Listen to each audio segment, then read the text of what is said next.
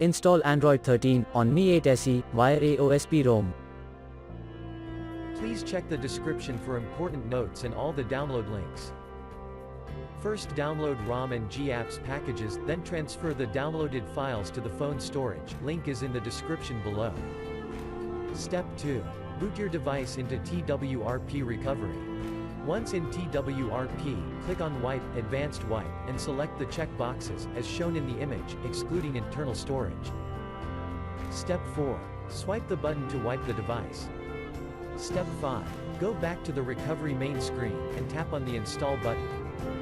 Step 6. Navigate to the storage, and select the ROM zip file. Step 7. Finally, swipe the button on the screen, to install ROM file. Step 8. Flash the GApps zip package, in the same manner. Step 9.